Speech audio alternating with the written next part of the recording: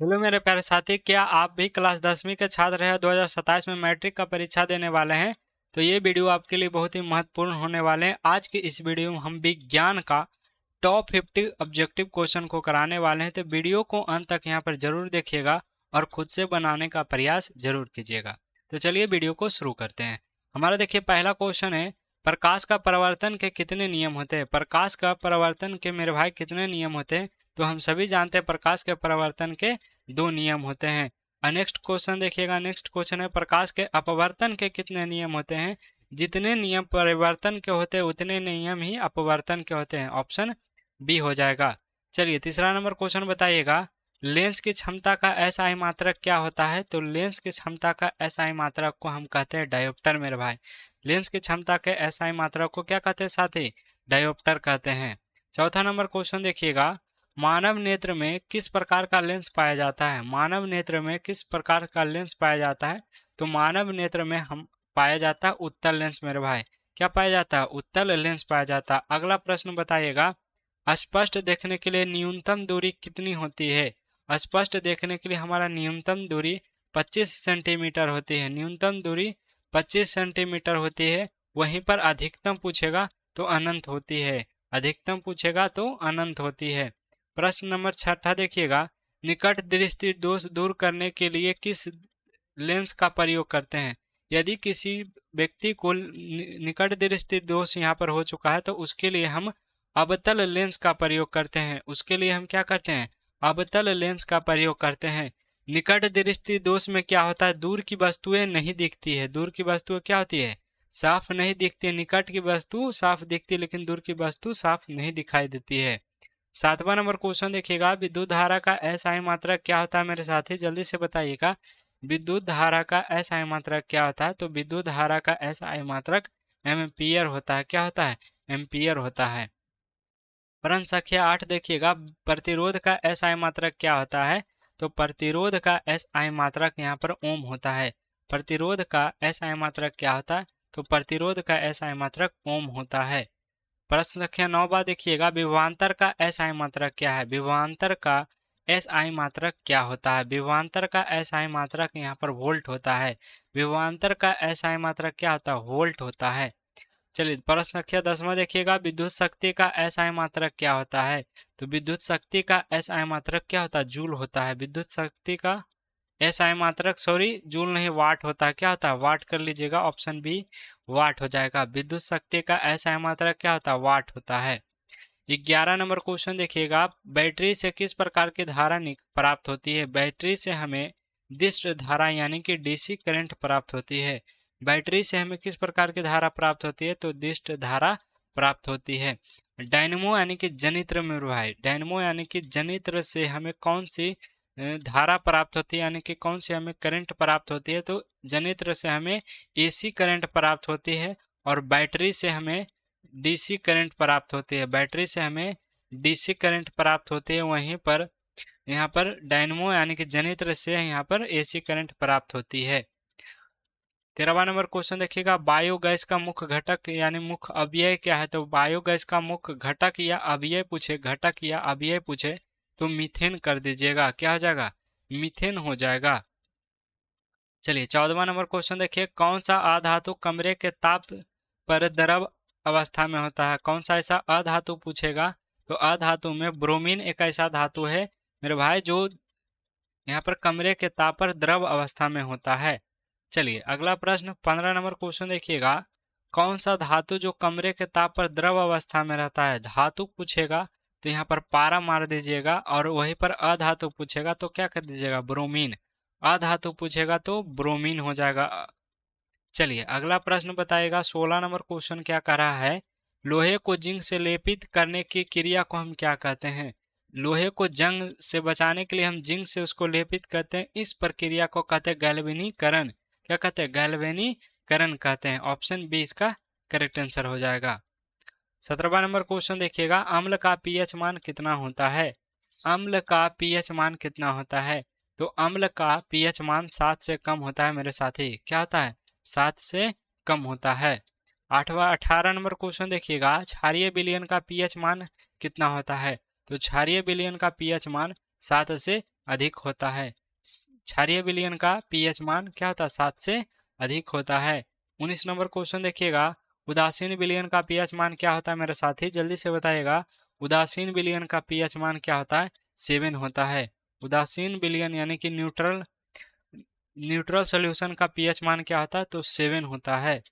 20वां number question देखिएगा, baking soda यानी कि खाने वाले सोडा का रासायनिक सूत्र क्या है? बिल्कुल इसको याद कर लीजिए। सूत्र वाला क्वेश्चन बहुत ही इंपॉर्टेंट क्वेश्चन होता है। सूत्र वाला क्वेश्चन हर साल पूछे जाते हैं। तो बेकिंग सोडा को खाने वाला सोडा भी कहा जाता है। इसका जो सूत्र होता है NaHCO3 होता है। क्या होता है? NaHCO3 होता है मेरे भाई। चलिए 21 नंबर क्वेश्चन बताइएगा, धोने वाला सोडा का रासायनिक सूत्र क्या होता है? धोने वाला रासायनिक सोडा का सूत्र याद कर लीजिए, Na2CO3 10H2O होता है। Na2CO3 10H2O होता है। ऑप्शन ए इसका करेक्ट आंसर हो जाएगा। चलिए 22वां नंबर क्वेश्चन देखिए, प्लास्टर ऑफ पेरिस का सूत्र क्या होता है? प्लास्टर ऑफ पेरिस का सूत्र CaSO4 हाफ H2O होता है। जहां पर हाफ H2O दिख जाए वो हमारा क्या होता है? प्लास्टर ऑफ पेरिस हो जाए। लेकिन जहां पर 2 दिख जाए तो जिप्सम हो जाता है। वो क्या हो जाता है? वो जिप्सम हो जाता है। क्या हो जाता है? जिप्सम हो जाता है। चलिए अगला प्रश्न देखिएगा साथी, 23 नंबर क्वेश्चन देखिएगा, सबसे कठोर प्राकृतिक पदार्थ कौन है? प्रकृति में सबसे कठोर पाए जाने वाला पदार्थ को हम हीरा कहते हैं। कौन सा है पदार्थ है? तो वो हीरा होता है। चलिए 24 नंबर क्वेश्चन देखिए, कार्बन के दो प्रमुख अपरूप कौन से है? जो प्रमुख अपरूप कौन से है? तो कार्बन के दो प्रमुख अपरूप जो होते हैं वो हीरा और ग्रेफाइट है। हीरा और ग्रेफाइट है। चलिए 25 नंबर क्वेश्चन देखिएगा, मेंडलीव के आवर्त सारणी में वर्गों की संख्या कितनी थी? मेंडलीव जो हमारा बनाया था उसमें वर्गों की संख्या कितनी थी? 18 थी। कितनी थी? मेंडलीव वाला पूछा है मेरे भाई। मेंडलीव वाला पूछा है तो क्या हो जाएगा? 18 हो जाएगा। वर्गों की संख्या पूछा है तो क्या हो जाएगा? 18 हो जाएगा। मेंडलीव के आवर्त सारणी में कुल कितने आवर्त थे? तो 18 हो जाएगा। ऑप्शन डी हो जाएगा मेरा साथी। क्या हो जाएगा? ऑप्शन डी हो जाएगा। चलिए आधुनिक आवर्त सारणी में वर्गों की संख्या कितनी थी? तो 18 थी। क्या हो जाएगा? आधुनिक आवर्त सारणी में टोटल कितने आवर्त थे? तो टोटल कितने आवर्त थे मेरे साथी? तो 18 हो जाएगा। चलिए 27 नंबर क्वेश्चन देखिएगा, आधुनिक आवर्त सारणी में आवर्तों की संख्या, आवर्त पूछा है, आवर्त पूछेगा तो 7 हो जाएगा और वर्ग पूछेगा तो 18 हो जाएगा। क्या हो जाएगा? 18 हो जाएगा। क्लियर? चलिए आगे बढ़ते हैं। एक मिनट शायद 1 मिनट रुकिएगा। मेंडलीव वाला में थोड़ा सा सुधार कर लीजिएगा। 8 हो जाएगा, 8 हो जाएगा। सॉरी, ये हम ध्यान नहीं दिए थे। हमको लगा कि ये हमारा आवर्त आधुनिक आवर्त नहीं, मेंडलीव वाला पूछ रहा है। तो मेंडलीव के जो हमारे वर्गों की संख्या थी, जो खड़ी वाले थे यानी कि उदर्ग स्तंभ थे, वो कितने थे? वो थे 8। याद कर लीजिएगा, 8 हो जाएंगे। आधुनिक आवर्त सारणी में 18 हो जाएगा। बाकी का आंसर सही है। चलिए 28 नंबर क्वेश्चन देखिएगा, मनुष्य के वृक्क का एक तंत्र हुआ भाग जो संबंधित है, यानी मनुष्य का जो वृक्क है, वृक्क मतलब किडनी मेरे भाई, वृक्क मतलब किडनी। किडनी किससे रिलेटेड होता है? तो किडनी होती है उत्सर्जन के लिए। किडनी क्या होती है? उत्सर्जन के लिए होती है। क्वेश्चन नंबर 29 देखिएगा, स्वपोषण के लिए आवश्यक क्या है? स्वपोषी के लिए आवश्यक क्या है? हमें कार्बन डाइऑक्साइड भी जरूरत है, क्लोरोफिल भी जरूरत है, सूर्य के प्रकाश भी जरूरत है। इसलिए इनका आंसर हो जाएगा इनमें से सभी, यानी कि उपयुक्त में से सभी। स्वपोषी जो अपना खाना खुद बनाते हैं उसके लिए ये तीनों चीजें बहुत ही जरूरी होती है। चलिए 30वां नंबर क्वेश्चन देखिएगा, प्रकाश संश्लेषण के लिए ऑक्सीजन कहाँ से निकलता है? प्रकाश संश्लेषण के लिए ऑक्सीजन कहाँ से निकलता है? तो जल से निकलता है। प्रकाश संश्लेषण में ऑक्सीजन कहाँ से मिलता है? तो जल के माध्यम से निकलता है। कहाँ से निकलता है? जल के माध्यम से निकलता है। प्रश्न नंबर 31 देखिएगा, मैग्नीशियम किस में पाया जाता है? मैग्नीशियम किस में पाया जाता है? क्लोरोफिल में पाया जाता है मेरे साथी। क्लोरोफिल में मैग्नीशियम पाया जाता है। चलिए क्वेश्चन नंबर 32 देखिएगा, इंसुलिन की कमी से कौन सा रोग हो जाता है? इंसुलिन की कमी से कौन सा रोग हो जाता है? तो इंसुलिन की कमी से मधुमेह रोग हो जाता है। इंसुलिन की कमी से कौन सा रोग हो जाता है? मधुमेह रोग हो जाता है। चलिए 33 नंबर क्वेश्चन देखिएगा, आयोडीन की कमी से कौन सा रोग होता है? आयोडीन की कमी से घेघा रोग हो जाता है। आयोडीन की कमी से कौन सा रोग होता है मेरे साथी? तो घेघा रोग होता है। चलिए 34 नंबर क्वेश्चन देखिएगा, मानव हृदय में कितने कोष्ठक यानी कि चैम्बर होते हैं? मानव हृदय में साथियों यहाँ पर 4 कोष्ठक होते हैं, जिसमें 2 अलीन होते हैं और 2 निलय होते हैं। 2 अलीन होते हैं और 2 निलय होते हैं, इसको याद रखिएगा। 35 नंबर क्वेश्चन देखिएगा, रक्त यानी कि ब्लड क्या है? ब्लड क्या है? तो ब्लड एक मेरे साथी एक उत्तक है। ब्लड क्या है? एक उत्तक है। ब्लड क्या है? ब्लड ब्लड एक सेल है शायद, सेल, कोशिका को सेल कहते हैं, सेल हो जाएगा। ब्लड क्या है? ब्लड एक उत्तक है मेरे साथी, इसको होता है सेल, इसका उत्तक कर लीजिएगा। चलिए प्रश्न नंबर 36 देखिएगा, रुधिर का कौन सा अवयव रक्त को स्रावित होने से रोकता है? रुधिर मतलब ब्लड, रुधिर मतलब ब्लड यानी कि खून।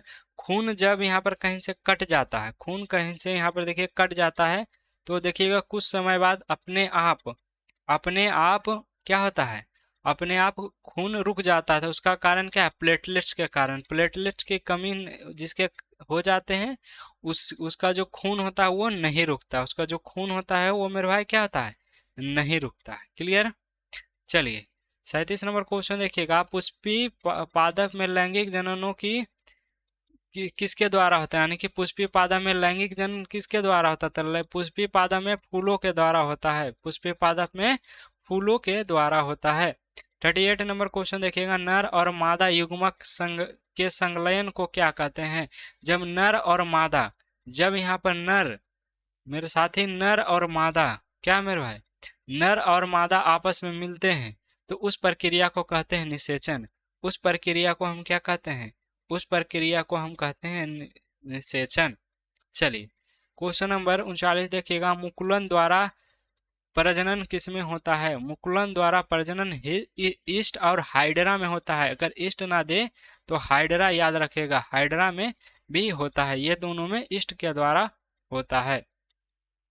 चलिए प्रश्न क्या 40 देखिएगा, मानव मानव मादा के जनन तंत्र का भाग नहीं, यानी कि मानव मादा जो जनन कौन सा नहीं है?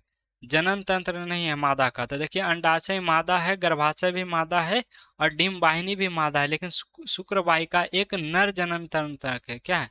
ये नर में पाया जाता है, ये मानव के नर में पाया जाता है, ये मादा में यानी कि महिला में नहीं पाया जाता है।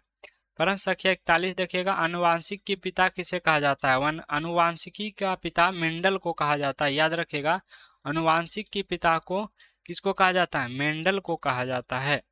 42 नंबर क्वेश्चन देखिएगा, ओजोन परत किस मंडल में पाया जाता है? ओजोन परत पाया जाता है स्ट्रेटोस्फेयर में। क्या किस में पाया जाता है? स्ट्रेटोस्फेयर में पाया जाता है। चलिए 43 नंबर क्वेश्चन देखिएगा, CFC का पूरा नाम क्या है? CFC मतलब कार्बन फ्लोरोकार्बन, क्या हो जाएगा? क्लोरोफ्लोरोकार्बन, क्लोरोफ्लोरोकार्बन, क्लोरोफ्लोरोकार्बन हो जाएगा। चलिए 44 नंबर क्वेश्चन बताइएगा, चिपको आंदोलन किससे संबंधित था?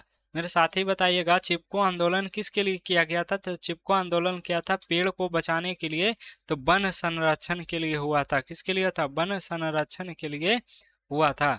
45 नंबर क्वेश्चन देखिएगा, ग्लोबल वार्मिंग के लिए कौन सा उत्तरदायी गैस है? यानी कि इसके कारण से ग्लोबल वार्मिंग बढ़ रहा है, तो वो इसका सही जवाब है कार्बन डाइऑक्साइड। कार्बन डाइऑक्साइड के कारण ही यहाँ पर ग्लोबल वार्मिंग बढ़ रहा है मेरा साथी।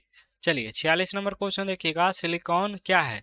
सिलिकॉन क्या है? सिलिकॉन एक उपधातु है मेरे साथी। सिलिकॉन क्या है? सिलिकॉन एक उपधातु है।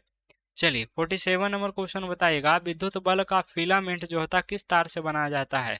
विद्युत बल्ब का जो फिलामेंट होता है वो देखिए गलता नहीं है, तो गलता नहीं तो ये किससे है? टंगस्टन से बनाया जाता है, क्योंकि इसका जो गलनांक है उच्च है, यह जल्दी से गलता नहीं है।